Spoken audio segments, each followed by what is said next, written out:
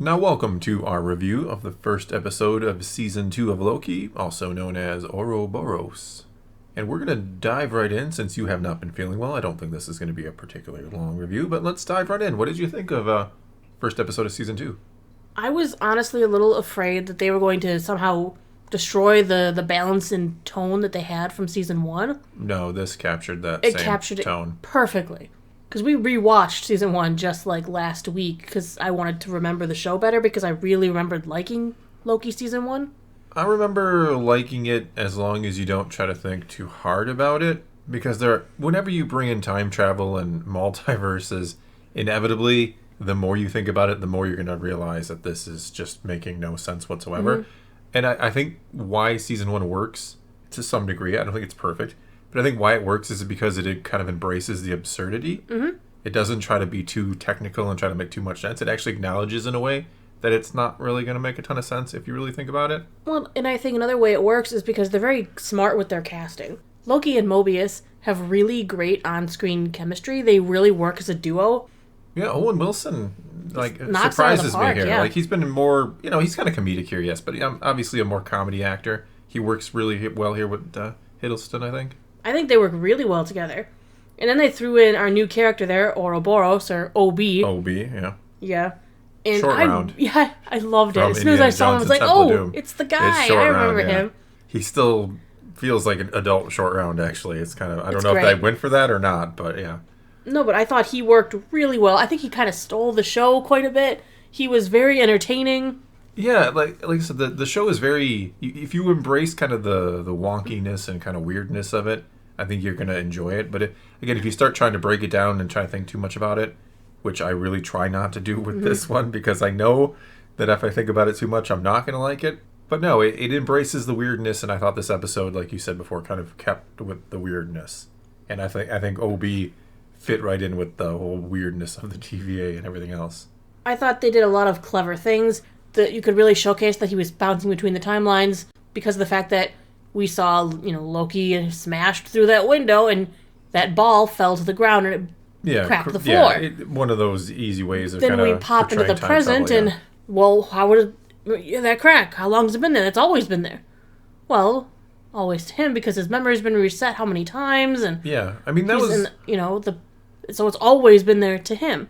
That was one of the things I was kind of curious about in Season 1. Like, they know, quote unquote, they know they were made by the timekeepers, but it's like, how long have you been here? And then kind of the explanation is always like, well, time works differently, which is, another one of those things where it's like, well, that's a convenient answer, but... Well, if they're there shepherding the timeline, it means they've always been there.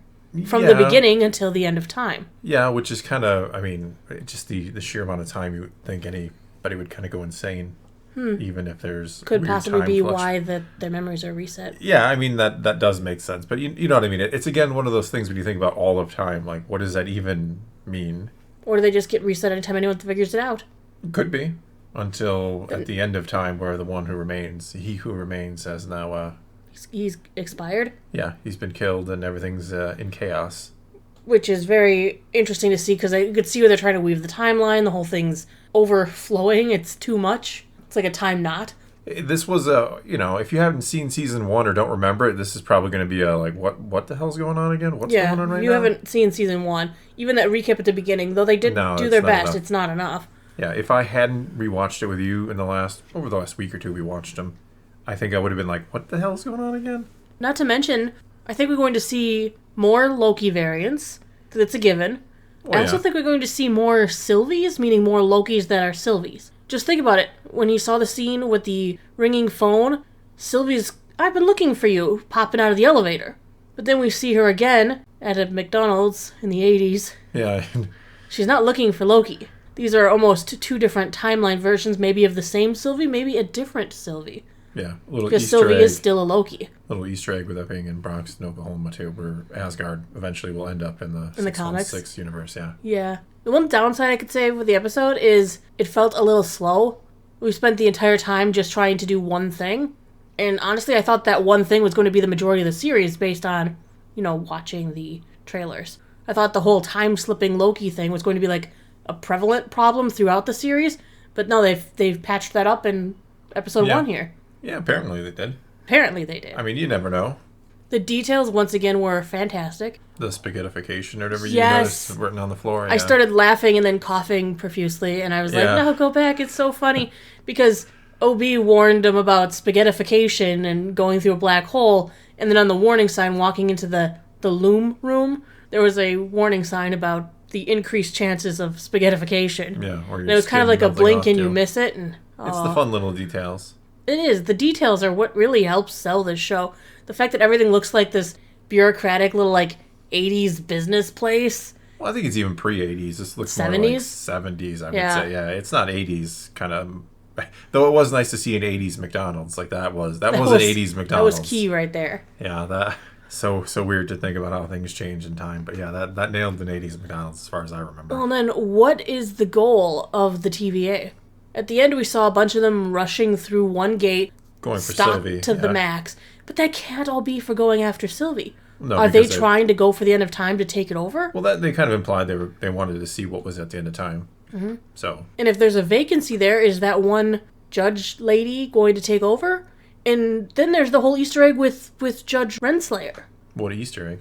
When Loki went back, I think we can assume it was back in time, or maybe it was forward in time. He went forward at the end there, yeah. He went back and forth a couple of times, so we don't know if he was in the future or the past when he was in the war room by himself. Because he saw the mural that eventually got covered up. Yeah, but then so that must have been the past. But then he exposes it again, so technically it could be the future. Could be. He breaks it, so it's broken in the future. He hears a conversation between He Who Remains and Renslayer, where he's like thanking her and wanting to rule time with her. So we have that thread. They dropped all these little tidbits, and it's going to be fun to patch things together throughout the season. Well, there's going to be crazy. You know, there will be the people who go through every moment and every line and everything and try to put theories together. So it's going to be one of those shows again. Which is fun. I like shows like that where we can actually piece things together and things work. As long as they pay off, that's the thing. I hate when shows tease things and then don't really do anything with it. Like sometimes shows try to be more complex or try to present themselves as more complex and intricate than more they turn out to be. More clever than they are. Yeah, I don't like that. Like if you want to be clever, that's great. I really enjoy that, but don't like give the illusion that you got a lot going on, but you really can't pull it off because you're just not clever enough at writing. Well, I thought season 1 was incredibly clever. Yeah, I like the hiding within apocalypses and I thought they had a lot of really clever moments in season 1, and I'm really hoping that I get to relive that going into season 2 here. Yeah, it was a promising start. Certainly better than Secret Invasion. I remember the first episode of Secret Invasion. I'm just like, what? What are we doing? What is this? Secret disappointment? Not no, so secret. It wasn't so secret by the end, yeah. Hey, it still doesn't hold a candle to She-Hulk. Nothing does. That's my reigning anger right there. Yeah. But Loki, I am geared up here to watch more of season 2. I'm super excited. I think it's off to a promising start. Yeah, it's solid. Mm-hmm. Yeah, I'm curious. I'm eager to see more. I like this whole band of cast. I like Hunter.